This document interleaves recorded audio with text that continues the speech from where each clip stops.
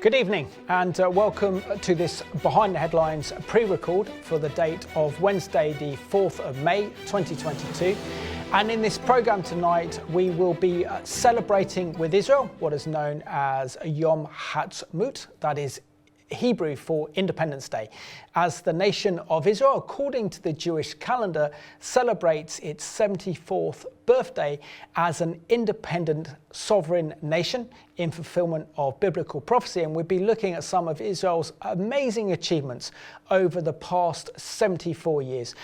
Reagan, the issue of Israel and celebrating Israel's 74th anniversary is something that's very close to my heart. I know it's something that's close to your heart and to a lot of our viewers as well. What do you think that makes Israel such a special nation? Oh, well, where to begin with that? I mean, first of all, you can start on a biblical level and say to them, with Paul, belong the patriarchs, the covenants, and all of that. You can look at God's precious promises that are made throughout regarding land, blessings, and descendants of Abraham. You can look at God's covenants that he made over the years that specifically had Israel in view. And that's on the theological level. On a national level today, this is the world's only Jewish state. This is an incredible thing, you know, to have had in AD 70 Jerusalem sacked. Titus carries off all of the goods from the temple. It's destroyed. Jerusalem lays in ruins. Then to almost 2,000 years later, see Israel resurrected, as it were, in direct fulfillment of biblical prophecy. As I said, where to begin with it? It's glorious, it's wonderful. And also Israel has so many narratives stemming through the history of the Jewish people. I mean, what's also extraordinary, and I don't think a lot of people take this into account, but there's literally less than 3 years since the end of the Shoah, the Holocaust, where over 6 million Jewish people died on an industrial scale at the hands of the Nazis. Then we have this miraculous rebirth of a nation on the 14th of May 1948.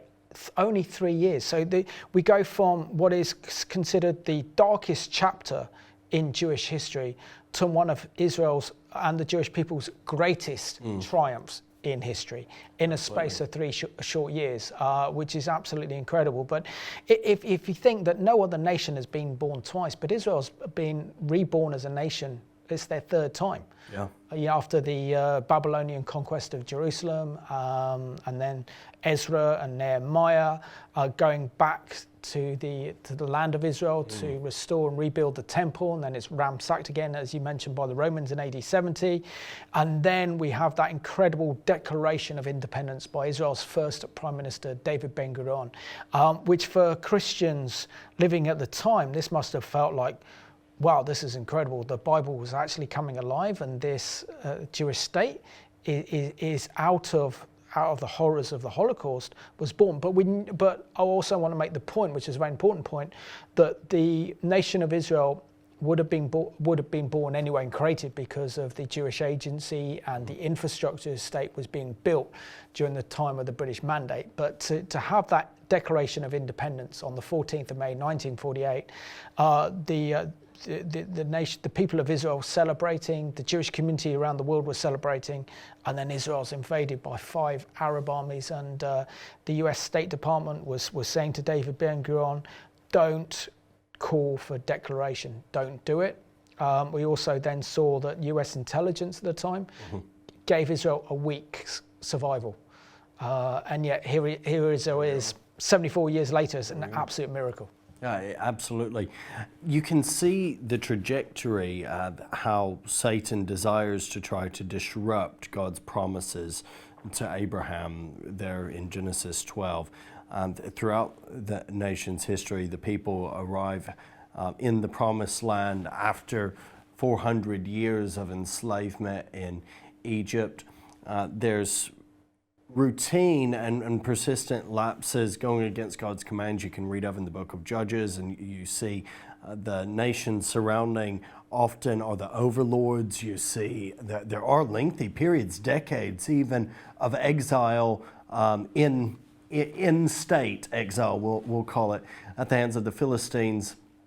And then, of course, you have, as you already mentioned, that Babylonian exile, which was extended and was a massive part of a diaspora of Jews that saw even many Jews stay in Iran. I mean, Iran had a massive Jewish population until relatively recently. Also, you can look at other countries in the Middle East where there were, even in North Africa, large populations of Jews. But with the foundation of Israel 74 years ago, fulfilling not only the written prophetic word that we have, but also the expectation. I mean, there were some great evangelical powerhouses who in the 1800s seemed to have this insight and some sense of expectation of a very near future fulfillment of those prophecies. You can read J.C. Ryle, who was the Bishop of Liverpool. You can read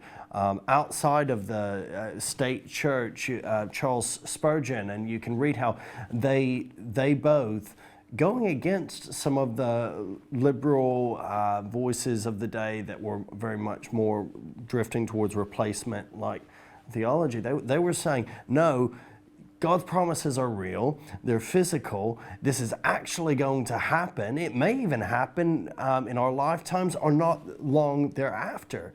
And certainly what we saw with the Balfour Declaration, that began to see some of the steps begin to fast track and take place.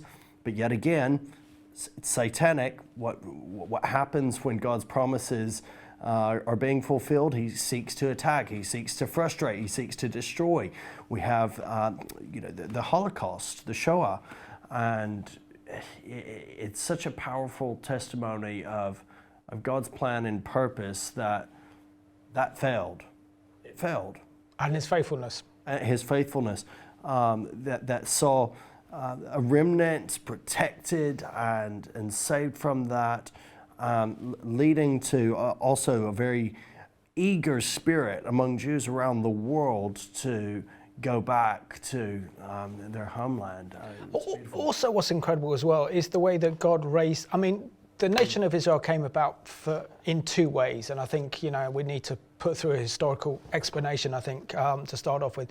Firstly, we have the birth of Zionism, which is the political ideology that underpins this move to re-establish a modern state of Israel, with Theodor Herzl, who was a journalist from Vienna covering the Dreyfus affair in France, was horrified that Dreyfus, who was a leading French officer, was charged on trumped-up charges for treason and selling intelligence information to France's enemies, the Russians, and France was the most sophisticated liberal country in the world at that time, it would have been in the 1880s, and therefore he felt that the only answer to the problem of anti-Semitism was for the Jewish people to have their own state, their own nation. Yeah, this is why you get the birth of Zionism with his book Der Judenstaat, and it's incredible how almost 50 years to the day, the modern state of Israel became a reality. But also at the same time, we had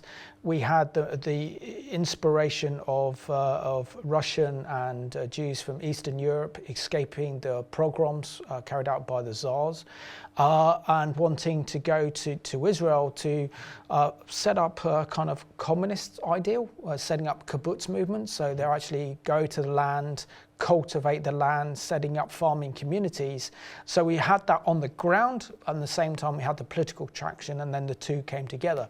Let's just have a reminder of this fairly old CBN news item that looks at what is known as Yom Ha'atzmaut, or Israel's Independence Day, and the story behind it.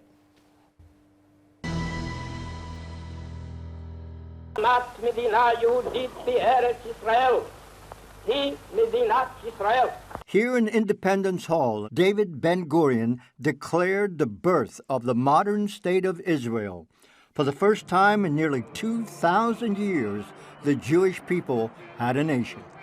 He chose the words, "We hereby declare the establishment," it says here, "of a Jewish state in the land of Israel to be known as the state of Israel." This was the birth of a Jewish state, as for all Jews. Ben-Gurion was standing here as the voice of 11 million Jews around the world who had no voice, who had no address, and nowhere to go to. I spoke with Isaac Dror, who leads the education effort here. It was promised to us by God.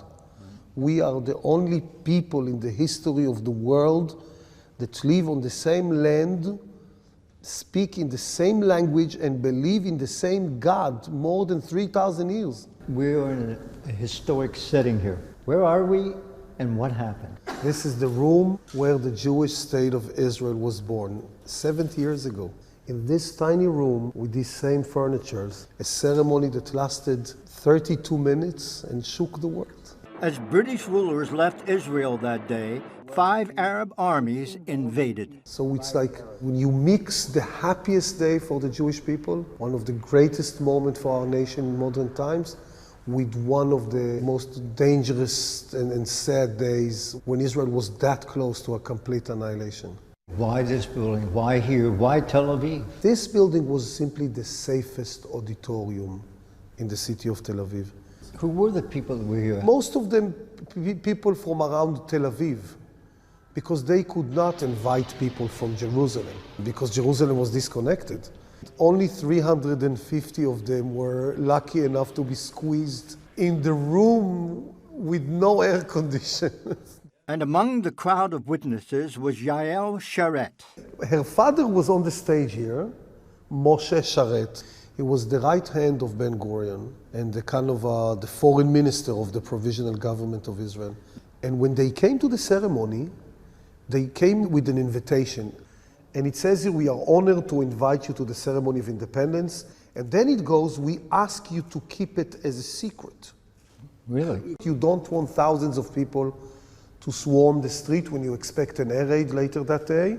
And then it says the invitation is personal, like come alone. And here you have Mr. Moshe Sharet, who brought his daughter with him. And not only his daughter, but his sister as well. And Moshe Sharet said they will share the same chair. I met Yael Sharet Medini at her home near Tel Aviv.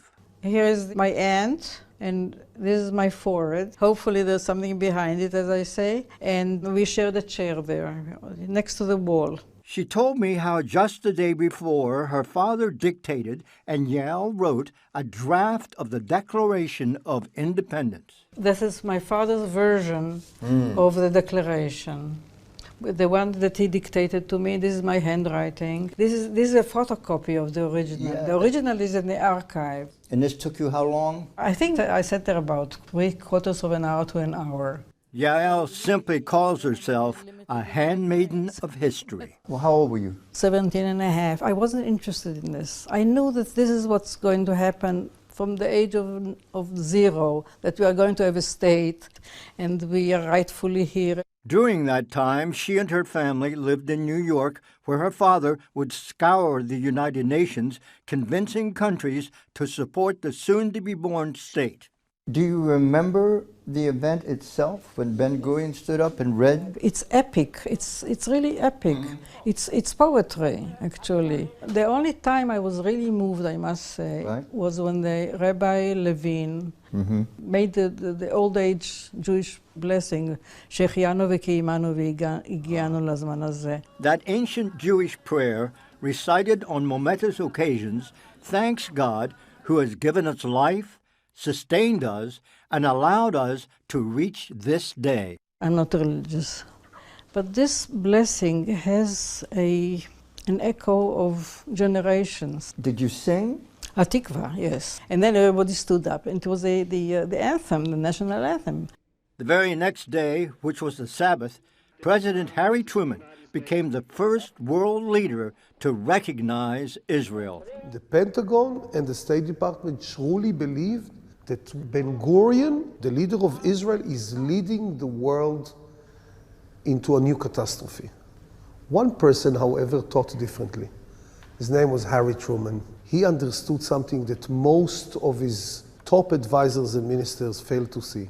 This is truly a prophecy being realized. 70 years later, it's clear that Truman was right. We are faster, better, prettier than ever today. The economy of Israel is doing wonderfully well. They call a startup nation. And now we see Israel standing, and thanks God, together with the Americans, in the spirit of those countries who are leading. Suddenly people understand why we are here. Scott Ross for CBN in Tel Aviv. Well, it's a fantastic news report there, and hopefully our viewers have found that helpful.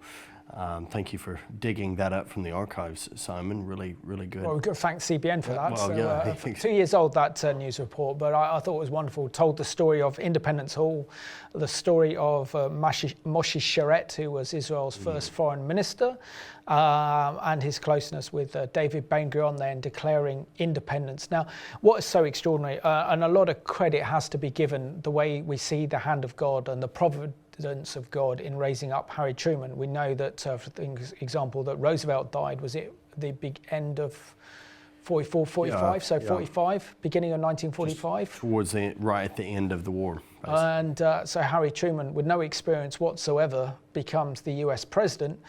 And of course, then God blessed him by giving him a re-election. He wasn't expected to get re-elected, but he did. And he's a man of history because he went against the advice of the State Department. He went against the advice of his own intelligence community and recognized Israel's right to exist as an independent nation state. But also was a miracle as well at this time, because we have to put this in historical context, that we were in the start of what was known as the Cold War. So the two big powers that emerged after the Second World War were the United States and, of course, Russia and the Soviet Union. And it's interesting that both the United States and the Soviet Union recognized Israel's right to exist in the UN, primarily because at the time Israel was a kind of socialist government, so they thought that the Russians thought that they would be sympathetic to the Soviet Union, and also I think it was with Truman's personal Christian convictions that led him to declare and support Israel's independence. It certainly wasn't something that was accepted by everyone, and I think this is a testimony to God's hand in all of this. Some of our viewers, I know when we do these programs time to time, there's a couple of emails that will be protesting, talking about, how the Palestine state hasn't been established. But it's important to recognize there was no state. There was nothing. This was essentially a no man's land that was under the British mandate for Palestine. So that there was no indigenous. And what was the mandate about? Well, it was particularly geared at seeing a homeland reestablished for the Jewish people. Exactly. So the League of Nations, which was the precursor of the United Nations, gave Britain the responsibility to create a Jewish state in the Middle East. That's why it was given. We also see that the League of Nations gave France the French mandate to prepare Syria and Lebanon for independence. And of course, then what happened in 1922 is that Churchill, as the minister for the the British Empire it was then, gave independence to Jordan in 22, which was meant to be part of the Jewish state, which is now Jordan. And from there, Israel was cut in half with the partition plan of 1947. The difference is that the Jewish people then were willing to accept any land, but the Arabs didn't. They refused and they rejected. And when Ben-Gurion declared independence, Israel was invaded by 5 Arab armies, to the extent that the British were actually working alongside the Jordanian forces, the Egyptian forces. Israel had no military. Yeah. They virtually had no army to fight this war on its territory. And yet, through the grace of God and the power of God, Israel was able to succeed in that, which is its most costliest war in its short history, the War of Independence. At that juncture in time, there was no sovereign state in that territory. You had British control. Prior to that, correct me if I'm wrong, I believe it was the Ottomans. It was the Ottomans, for 400 years. Yeah, and before that, I believe it was the Byzantines. I'm not. I think the Byzantines would have been a bit later than that. Maybe a bit, but if you look, ever since AD 70, that land, this piece of land, was in constant fluctuation between various powers. It was always the center of power struggles. And of course, we can't forget the Crusades, and we see a clash of Europe and a clash of the Arab cultures and the Ottoman culture involved in that. And that spanned, it's easy to forget, that spanned several hundred years. Multiple crusades for this plot of land, and it swapped control numerous times. Prior to that, you have the Romans involved, and so you cannot make any case for any stable state of indigenous people in that spot since AD 70. This is, in many ways, you can say just a return to what was lost then at that point in time. And as we both know, this is also a part of God's plan to restore all things to himself. And so it plays a role not only in a prophetic way 74 years ago in the fulfillment of this as an independent nation state, but it also has an ongoing prophetic significance. Absolutely. So earlier today, I recorded a very special interview. So let's take a look at this interview to mark Israel's Independence Day, Yom Ha'atzmaut, as Israel celebrates her 74th anniversary as a nation reborn. Now joined on Behind the Headlines with Aviva Klompas, who is the co-founder of Boundless, which is an Israeli-based education organization. She was also the speechwriter for Ron Prosser and served as part of Israel's diplomatic mission to the United Nations. Aviva, warm welcome to this special program as we are celebrating Yom Ha'atzmaut according to the Jewish calendar, as Israel has reached 74 as an independent sovereign state. Can you just share, firstly, what your experience was like working in one of the most hostile international environments against Israel, which is the United Nations? So thank you so much for having me on the program. I'm delighted by this opportunity, and any opportunity to celebrate Israel is wonderful. I think it was the privilege of my career to be the speechwriter for Ambassador Ron Prosser while he was Israel's ambassador to the United Nations. It was, as you can imagine, an incredibly challenging position for a number of reasons. There's always something going on with Israel and the Middle East, so it's a very reactive position.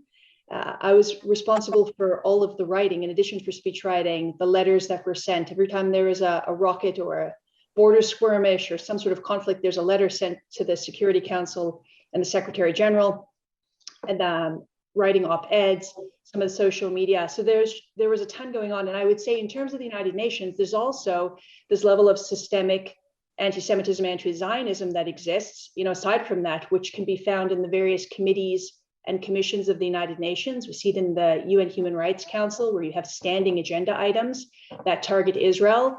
And really, in many ways, it's unfortunate because the United Nations gave birth to the state of Israel. So that was about its high point. And then ever since then, it has really become, not just a shame and an embarrassment in the way that it treats Israel, but in its hyper focus and the amount of time and attention it gives the only democracy in the Middle East. It is not giving attention to the literally millions of victims of terror and tyranny around the world. Thank you for informing us there, Aviva. Aviva, can you just share with us your connection and your family connection to the modern state of Israel that is now 74 years old? Israel has been a part of my life since I was a child. I think my parents first took me when I was about 3 years old. They sent me to spend time in Israel on programs as a teenager. I went as a young adult. I lived there for a year. I studied in seminary. And as an adult, I've traveled frequently. I've led trips for various groups as an educator to Israel. And now in terms of my profession running Boundless, I'm there quite frequently. Excellent. And what you say are some of the incredible achievements that Israel has achieved over the past 7 decades? I think I could probably spend an hour just going through that one question alone, because Israel's achievements are absolutely extraordinary if we consider where Israel was on the 14th of May, 1948. Had a very agricultural economy, and Israel's only export at the time were oranges. And the state has just developed so much. So share with us some of the huge achievements that Israel has achieved over the past 7 decades. Well, you're right. We could spend an hour talking about the various industries and areas where Israel has made contributions. But when I zoom back and I think about what is the major significant contribution, I would say, especially as we're approaching Yom Ha'atzmaut and Israel's birthday, that it was created, this is a country created for a purpose. And that purpose is to change the existential condition of the Jewish people, to have a single place on this earth where Jews can live without pressure, without fear of anti-Semitism, without constant persecution, because for centuries, Jews lived at the mercy of other nations and peoples, and that never went very well for us. You know, there were good times, but eventually it always deteriorated. And so having a state of Israel means that Jews always have a place to call home, that you don't have frightened, trapped Jews waiting for someone else to save them. And we saw this, I think, most recently with Ukraine, where Israel sent delegations to help people. It's opened its doors. There's news stories every day from the Jewish Agency of Ukrainian Jews who are moving to Israel. And I heard something very, very beautiful from Natan Sharansky, the famous Soviet dissident. He said that when he was growing up, he grew up in the Soviet Union, but in Donetsk, Ukraine, and everyone had an ID. And on your ID, it might say Russian or Ukrainian and Georgian. And he says it didn't really matter what it said, unless it said Jew. Jew, you were a second-class citizen, and it was a burden. And he thinks about that all those years ago. And then he looks at the news today, and he said, I see all these thousands of people today standing at the border, trying to escape the tragedy in Ukraine. And if today they say that they're a Jew, there are other Jews in the world that are waiting, standing by to help you. And he says, and this is a quote, he says, when I was a child, Jew was an unusual word for evil. No one envied us. And today on the Ukrainian border, a Jew is an unusual word for good. It describes people who have a place to go, and that there's a nation which is their family waiting for them. Amazing. Thank you for sharing that story. But can you also tell us the huge challenges faced by Israel's first Prime Minister, David Ben-Gurion, when he declared independence against the advice of the US government, particularly the US State Department, and even the New York Times had a headline thinking that, according to the CIA, that intelligence estimates thought that if Ben-Gurion declared independence, then the state of Israel would only last a week. And here we are, 74 years later, she's still here. Well, that's exactly it. You know, Israel is synonymous with defeating the odds, defying the odds. And as you said, you know, 1947, it's not that there was one challenge, it was everything was a challenge, right? So you have the 1947 UN votes to partition British Mandate Palestine into 2 states, one Jewish and one Arab. Arabs reject the idea, and they say, if you create this state, we're going to launch war and destroy you. And you have to put yourself in the position of what it was like for David Ben-Gurion, who had to decide, is he going to take that responsibility on himself? The Jewish people had just lost 6 million people in the Holocaust. We are just at Holocaust Remembrance Day right now, actually, so present. And Ben-Gurion knew he had this dilemma. He just lost so many lives, and there were so many other Jewish lives that were hanging in the balance. The survivors that wanted to escape from Europe, the Jews in Arab lands that were being persecuted, and of course the Jews that were in the Yishuv, the pre-state area of Israel, who would have to go to war with Arab states. And he had this decision. And as we know, he goes and he declares the state on May 14, 1948. And then war begins. 5 surrounding Arab armies launch this war of annihilation. And the Jewish armed forces are ill-equipped, underfunded. You're talking about a state of refugees, farmers, and Holocaust survivors. And it's not just that they're fighting this war for their survival. You have this huge influx of Jews that come into the country. On its first day in existence, Israel had a little over 800,000 citizens, Jewish citizens. And by the end of the war, 13 months later, another 340,000 had arrived. So this huge influx.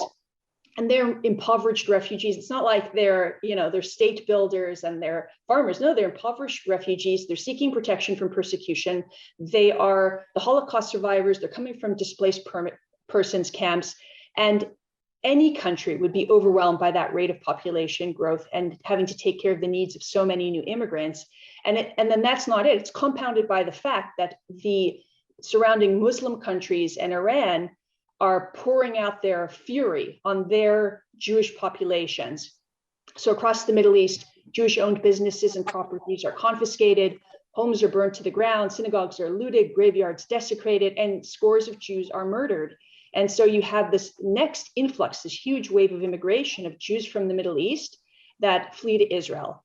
The estimates are about 850,000 Jewish refugees fled the Arab lands, and about 600,000 chose to come to Israel. So once again, you have this huge population spike, and the demands of financing a war of survival, defending against the ongoing existential threat, because even once that war of independence is over, the threat doesn't go away, and then providing for the needs of an exponentially growing population pushed Israel to the brink of financial collapse. And it was a developing country for its first 10 years.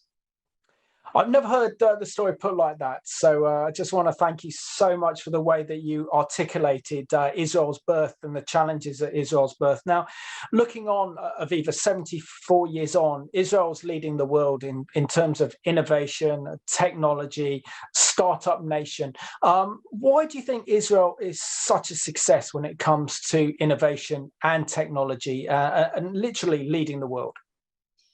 It's such a good question. And, Israel's become synonymous with innovation. It's got the nickname Startup Nation. And when you think of some of the largest companies that we all use, Waze, Monday, Orcam, Fundbox, MoveIt, Lemonade, they're all Israeli-founded companies.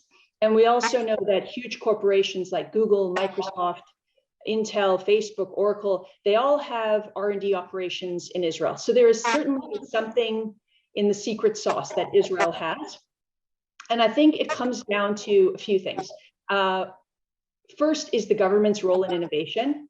The government takes an active role in promoting and funding technological innovation, and it will often take the riskiest investment first itself to pave the way for private capital to follow. The second is, as part follow-up to the previous question, which is Israel has had to innovate out of necessity.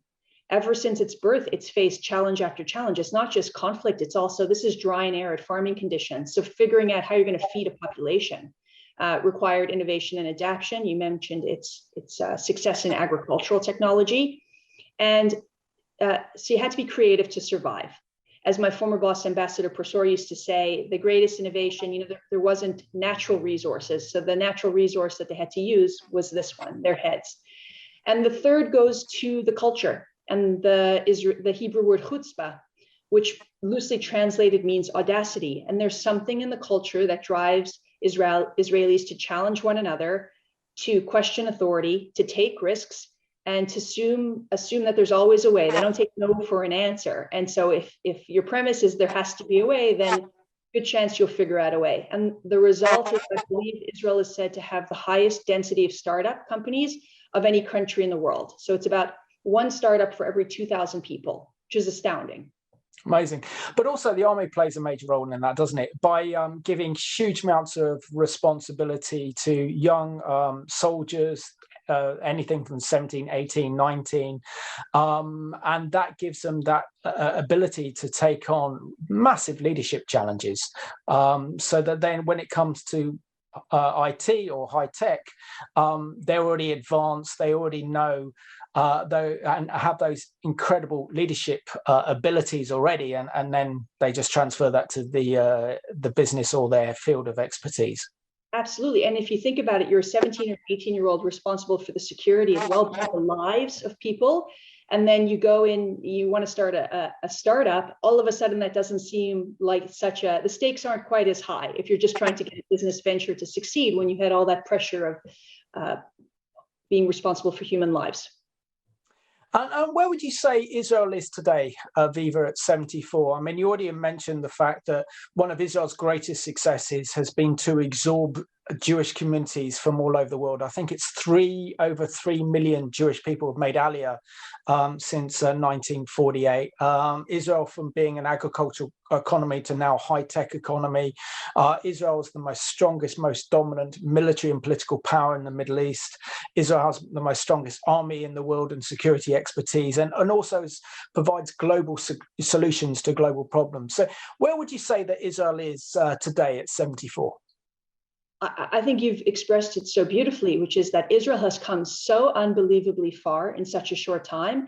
And it's not just it's resting on its laurels. It has so many reasons to be optimistic about what its future looks like. Think about the challenges it's overcome. And then it's gone on, as you've said, to be a leader in technology, innovation, medicine, art, culture, humanitarian relief. It's often the first country in the world to send support when other countries need help. The Abraham Accords, which is, starting to see an entire shift in what the Middle East looks like, the normalization of relations between Israel, the UAE, Bahrain, Morocco, Sudan. And we know quietly, where the public isn't looking, there's other cooperations behind the scenes. So it's achieved this incredible amount, but I think it's vibrancy, it's dynamism, it's energy, it's desire to contribute to the world in ways that we all benefit from. It's very tangible. And Aviva, what role can Christian evangelicals play in their support for Israel, support for the Jewish people, but also for speaking up against the rise of Jew hatred that we're seeing around the world today? That's such an important question. I think the first thing I want to say is thank you, because there are so many Christians that are already standing at Israel's side, and we are deeply grateful for that support, that friendship, and that partnership.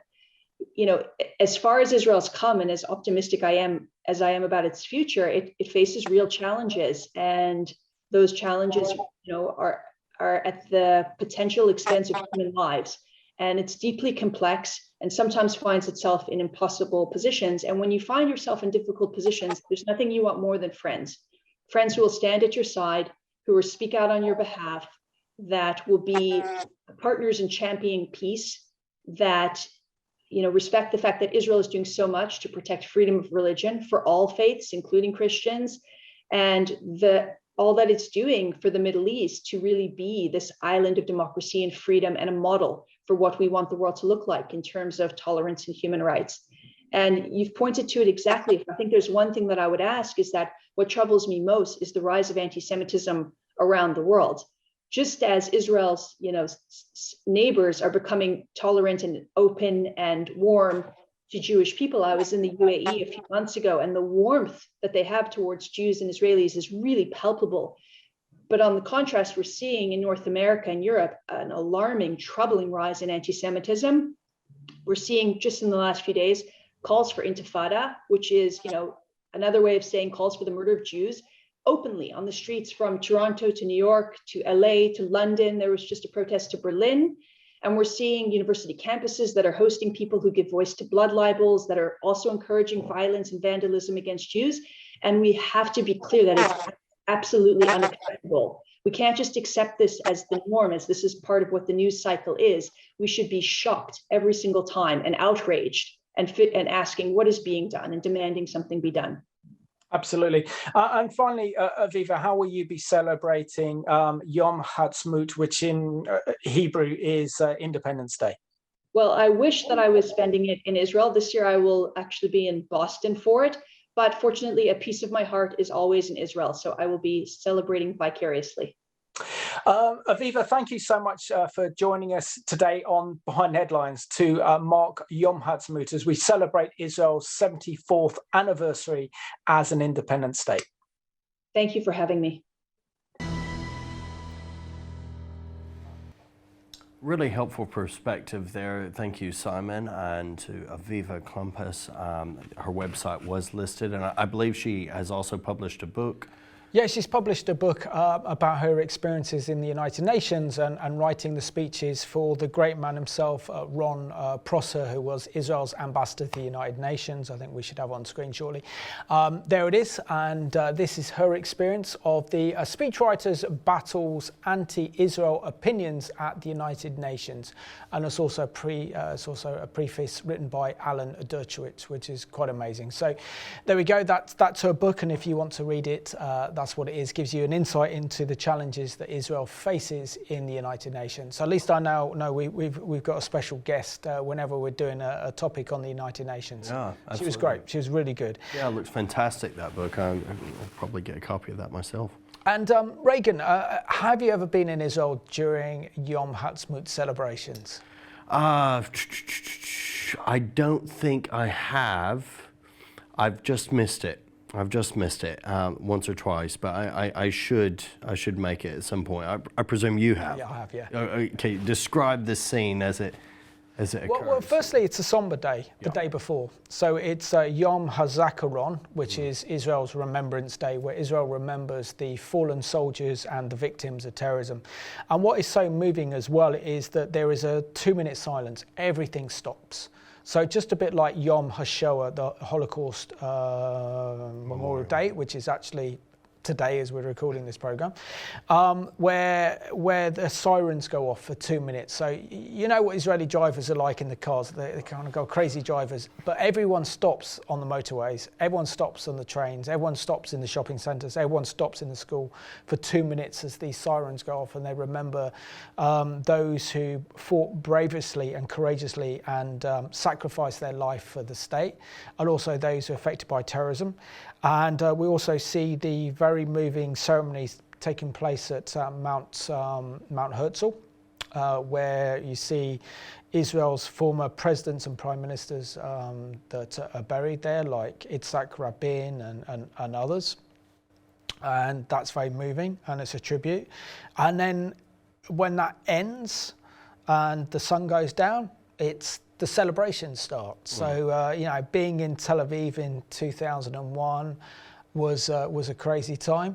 You had literally, the Israelis love beeping the horns anyway, but on Yom Ha'atzmaut, it's like increase the volume by tenfold. With Israeli flags flying around, and the one thing Israelis love to have is barbecues. They have a barbecue. What else do? They have the flyover with the military and stuff as well. And it's a great day for Israelis to celebrate with a barbecue, with family, as they celebrate their independence. And Israel's a very family-orientated nation, and it's not until you actually if you're around the Jewish festivals and there's a festival on, do you realise how family orientated, because there's nothing else going on whatsoever. So it's always a privilege to be invited to those Jewish festivals and what have you. So I think we got some B-roll now, just giving the example of Yom Ha'atzmaut prior to COVID, to have a look at some of the celebrations and the fireworks going off as well, and the flag waving. One thing with the Israelis, the majority of Israelis, is that they are some Jewish dance about to happen. I think so. Telling the story of Moses. There we go. Moses is there, and this is the story of the state, and telling the story through Israel's eyes. So that was it when Israel was 70 years old as a nation reborn, I think.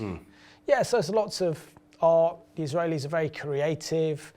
They have a whole number of, as you see, Nobel Prize winners there as well in their nation. So it's a big cultural hub as well, as they remember the Declaration of Independence, but also the 5 major wars that Israel's fought in and the 3 major wars that Israel's fought for survival. But it's a happy day. It's an incredible day of a celebration.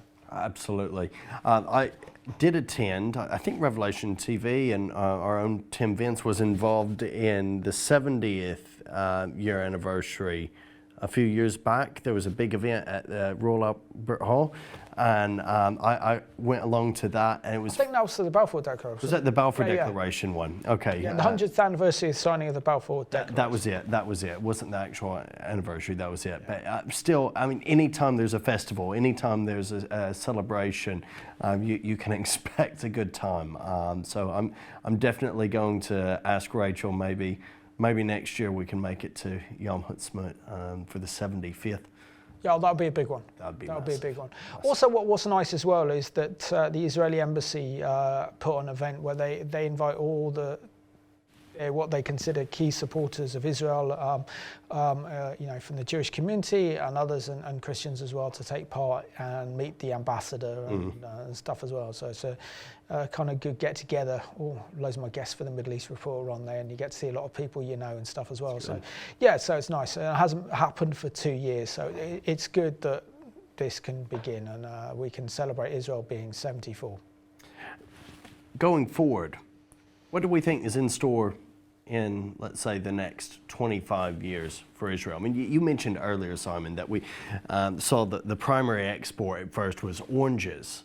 Now we have a nation state that, despite being beset by so many tragedies, multiple intifadas, multiple attacks on its freedom, it still stands as a testament to God's keeping it and his faithfulness to uphold his promises.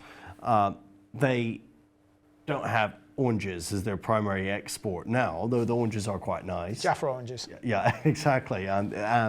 They, are a hub of big tech, of cutting edge health treatments. What could the next 25 years hold? Well, Israel's leading the way in terms of AI technology.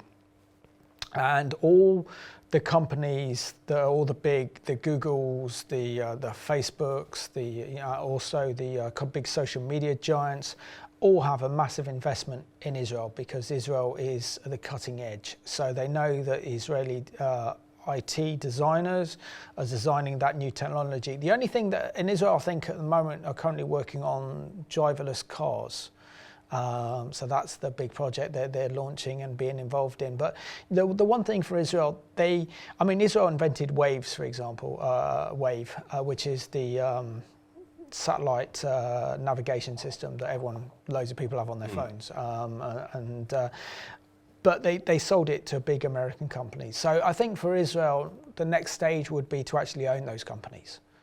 So to actually, instead of being a startup nation, starting these companies up and then selling them for a fortune, establishing some big innovation brands of their own. I think that's the next stage. But also the fact as well, we see that Israel, with the Ukraine crisis, could potentially supply Europe with offshore gas. Yeah. That's going to send the profits and Israel's wealth through the roof. Israel's cooperation with the United Arab Emirates, for example, the UAE investing in Israel, technology, and of course then the cooperation between the two. You got two power hubs in the Middle East, so that can change.